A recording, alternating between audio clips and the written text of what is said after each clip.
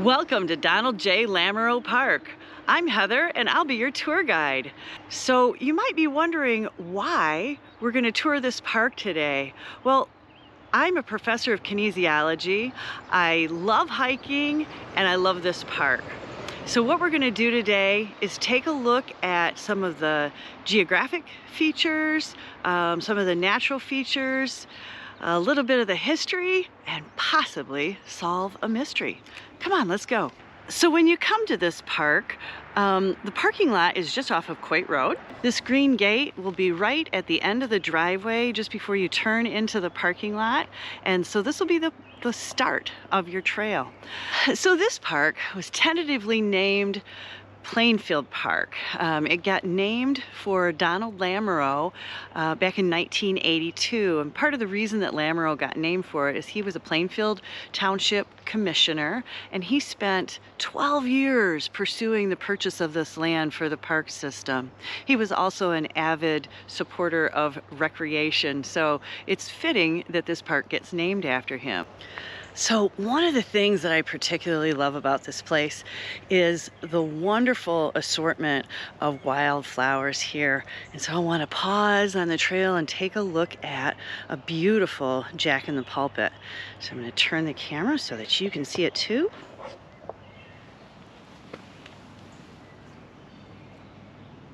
Isn't it lovely?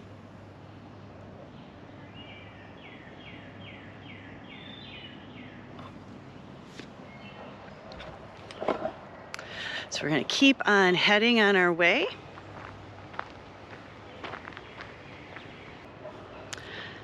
Now we're coming up on some beautiful wild geraniums, so I want to make sure you get to see this too.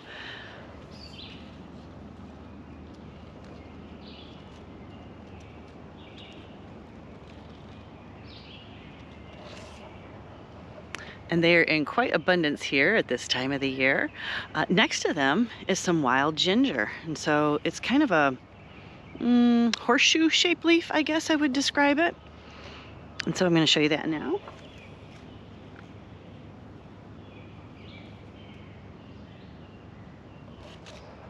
So the wild ginger has a red flower that's underneath the leaves, and so you really kind of have to dig to look for it. In this particular spot, I'm not seeing any flowers, so we're going to move on and maybe we'll catch some later. So we are coming up on our first option on the trail. So we have the option to go straight along the driveway that we've been coming in on, or what looks like a driveway. It's a wide path. Or we can turn to the right and take a path that's going to lead us closer to the water.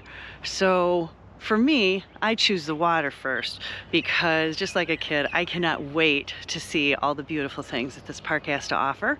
So here we go.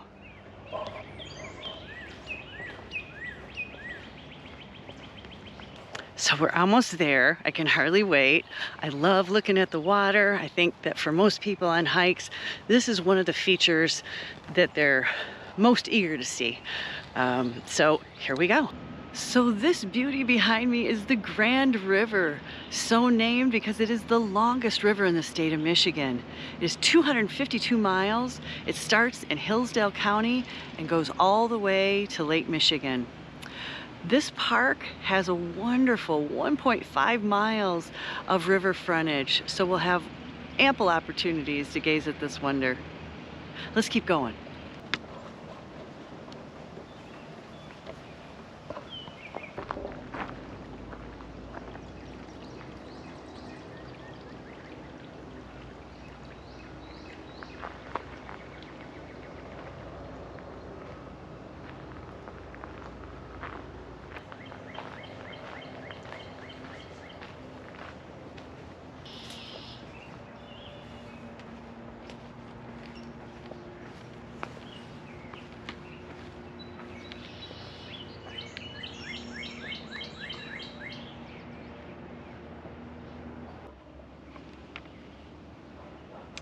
So the little bit of purple that you're seeing right there, and I'll give you a close-up in just a second, this is wild phlox.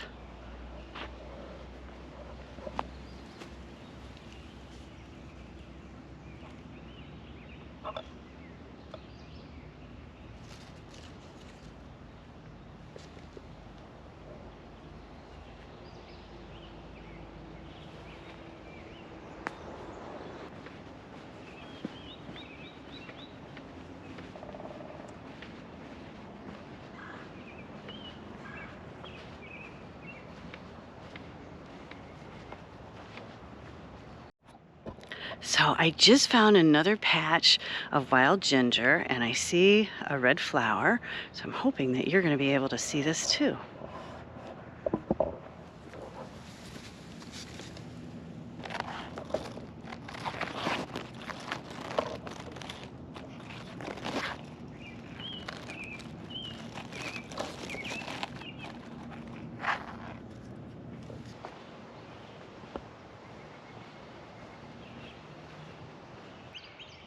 So behind me, you're seeing what is possibly the worst spot for wetness and mud in the park. Even now, it's still looking fairly wet. Early in the spring, when the rains have come, this can be several feet of water.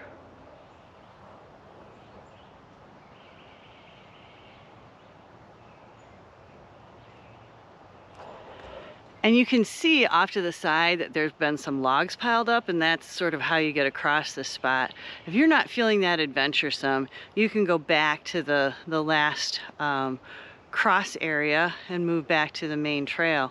But because we're really adventurous, we're gonna go ahead and get muddy today.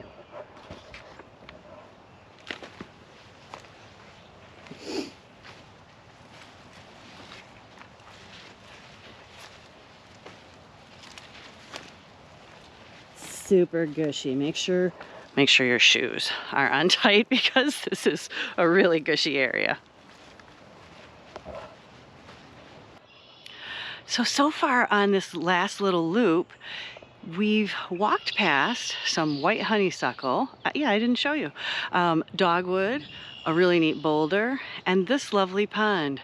I'm really trying to convince you to get here. If that's not enough, hopefully you can hear behind me the red-winged blackbirds singing. There's been bullfrogs croaking.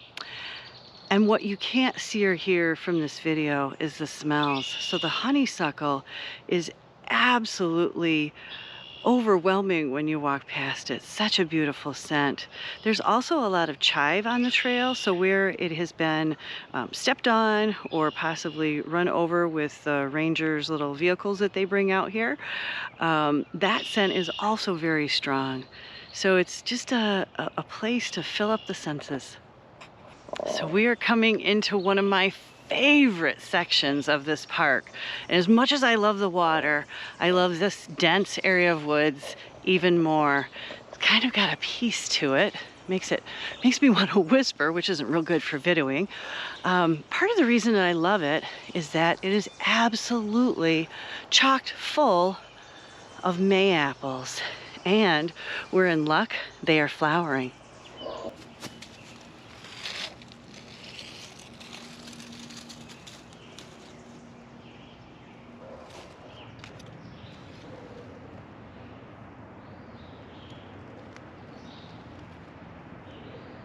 So on this part of the hike, the careful hiker who's super observant might notice that there is a little trail that moves off to the edge of the main trail.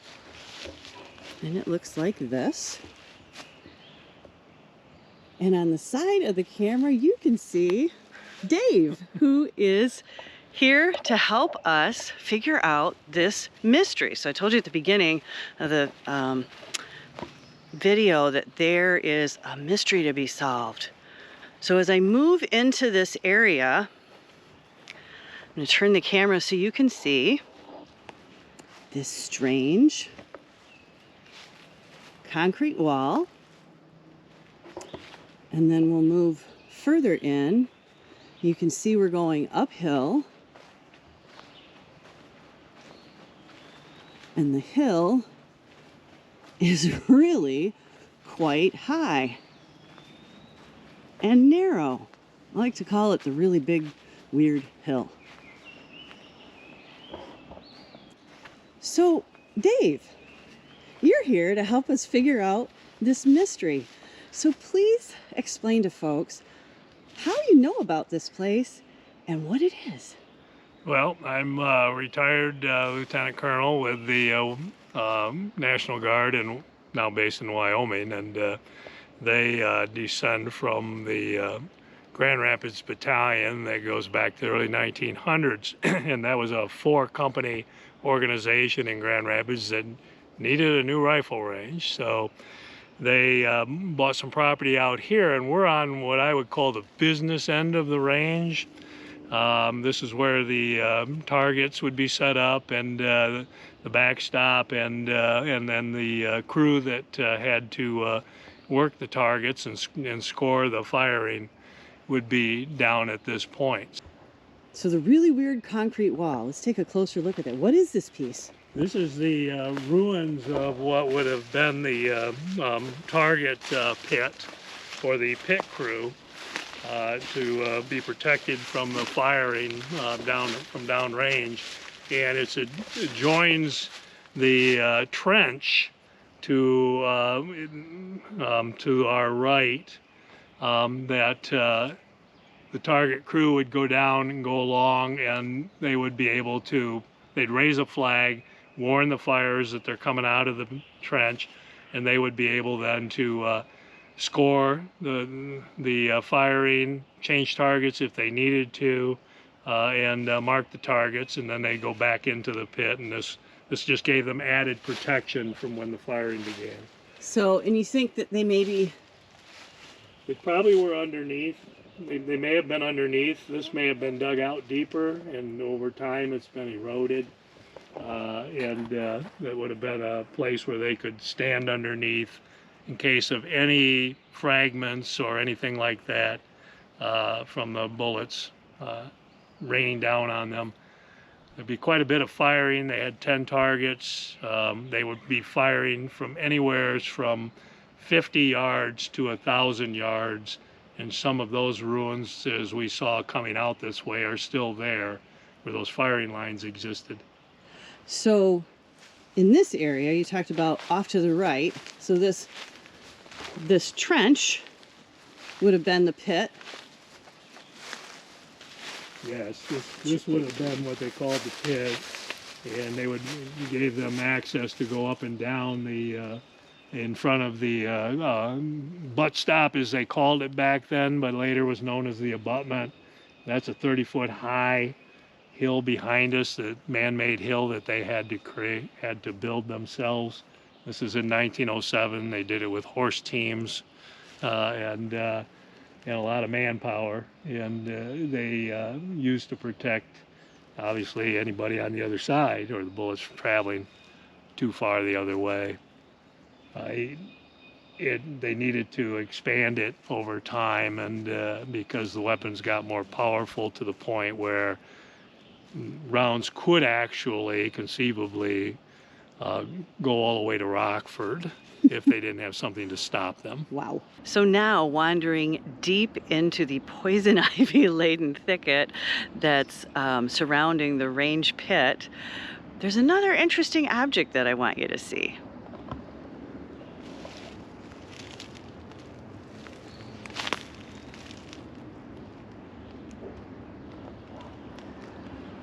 So this object is in fact a base for the flag that the pit officials would use to indicate cease firing. So now we're walking away closer to the entrance from the range pit area. Out in front of the range pit, you'll see what looks like it was kind of an open area, and so I'm going to take you to take a look at that now and describe what was going on with this. So much of what we've walked through is pretty thick woods, but now you can see a big opening.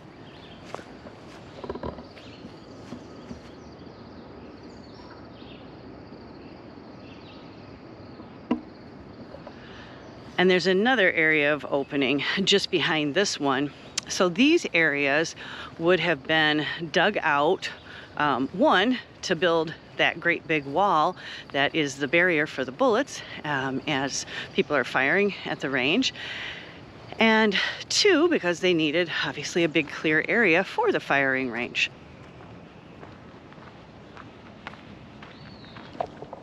All right, well, we just teleported back from the rifle range to our original location as we were kind of heading down this path to see the water the very first time. So in this location is an important object or two that relates to the rifle range, and so that's why I brought you back here. So I'm going to show you the first object.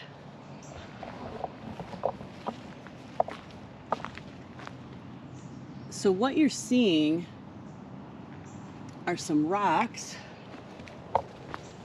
that are part of a flagpole mound. So this flagpole mound is for the American flag, and that would be necessary because it is right across from what would have been the NCO club, right? So the non-commissioned officers club was in this spot in the clearing.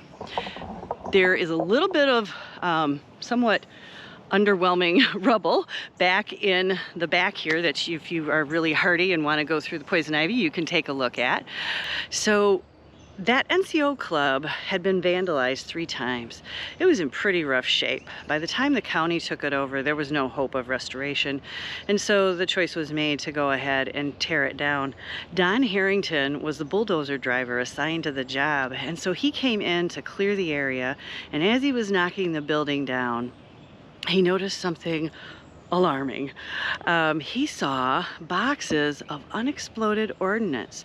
So he immediately stopped, went off to call the state police, and the state police came in and did an inventory. What they found was 40 smoke grenades, 6,000 belted blanks, and about 16 dummy hand grenades. So while there was no real life-threatening issue for Don, it certainly made a great story when he went home.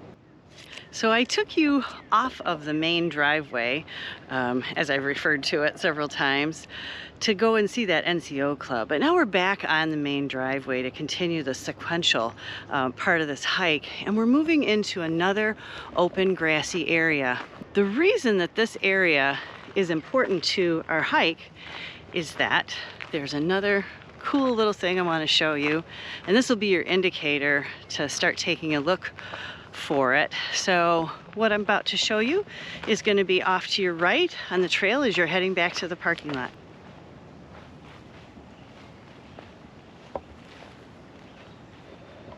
So this big boulder is kind of the last point of interest on the trail, and the last thing that I'm going to talk about.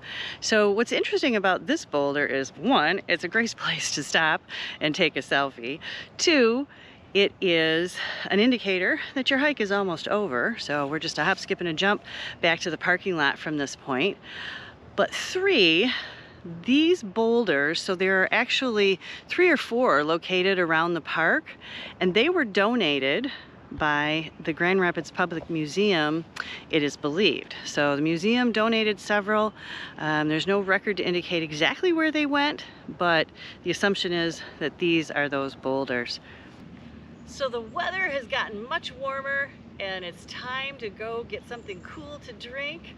I hope you've enjoyed this walk around Lamoreaux Park as much as I have. Until next time, happy hiking!